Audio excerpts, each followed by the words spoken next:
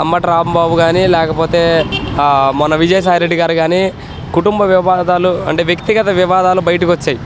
ఇప్పుడు రీసెంట్గా దువ్వాడ శ్రీనివాసరావు ఎమ్మెల్సీ ఆయన శ్రీకాకుళం ఆయనది కూడా బయటకు వచ్చింది ఒక వీడియో. కన్న కూతురులే మా నాన్న వేరే వాళ్ళతో ఉన్నారని చెప్పుకుంటున్నారు.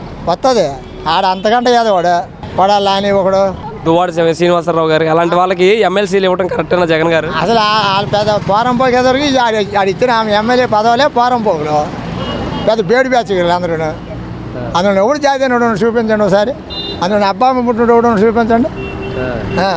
అబ్బామ్మ పుట్టినోడు జాతీయుడు ఒక గౌరవం మీద బతికినోడు ఎవడో చూపించండి. 151 సీట్లు వచ్చినాయి అన్నారు కదా, అందులో ఎవడో చూపించండి. ఊడు ఒక్కడైనా ఆడెవడు ఇదే ఈడు గోరెంట్ల మాధవ ఆవిడాడు గొడ్లోడు తీసి రాజనీయాలు చేసినాడు.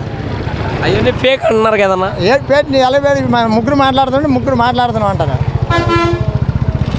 మాట్లాడకుండా మాట్లాడి అలా చూపిస్తాడు. అంటే దువ్వాడ శ్రీనివాసరావు గారు ఎవరితో అక్రమ సంబంధం పెట్టుకున్నారో వాళ్ళు ఏమంటున్నారంటే, నాకు విడాకులు కాలేదు, ఆయనకి విడాకులు కాలేదు, మేమిద్దరం కలిసి ఉంటే తప్పేంటని అడుగుతున్నారా?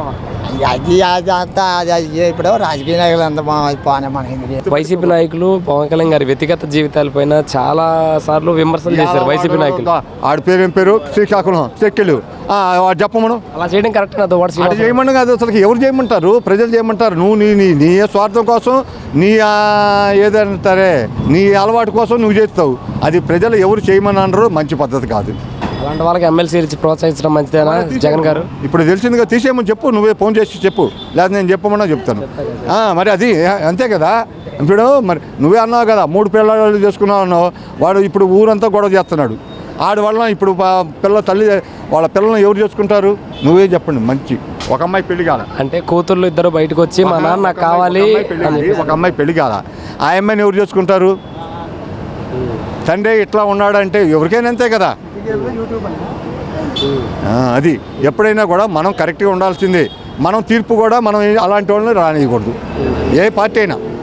అది అంటే మాధురి అనే ఆమె ఏమంటుందంటే, నాకు విడాకులు అవ్వలేదు, ఆయనకి విడాకులు అవ్వలేదు, మేము ఇద్దరం కలిసి ఉండి తప్పేంటి అని అంటారు. అరే విడాకులు తీసుకోవాల్సిందే, లేకపోతే ఉంటామో విడాకులు ఉంటామో ఏదో ఒకటి చేయాల్సిందే. ఆడికి రాజకీయ నాయకుల్లో మాకు పార్టీకి దెబ్బ కొట్టిద్ది మీ విధానం వలన అని సస్పెండ్ చేయటం అతన్ని. అది మనం అంతవరకు అంటే మనం సస్పెండ్ చేయటం వరకే. అది వాళ్ళిద్దరు రాజకీయం పడతారో లేకపోతే ఒప్పుకుంటారో చేస్తారో అది మన. ఇలాంటి పనుల వల్ల వైసీపీకి మచ్చపడే అవకాశం ఉందంటారా, మైనస్ అయ్యే అవకాశం ఉందంటారా? ఎవరికైనా అంతే, సస్పెండ్ చేయాలా. సస్పెండ్ చేయకపోతే మచ్చపడిద్ది. అది సస్పెండ్ చేయాల్సింది. ఎవరైనా తప్పు చేసినప్పుడు ఖండిస్తే రెండోసారి చేయరు. అది విధానం.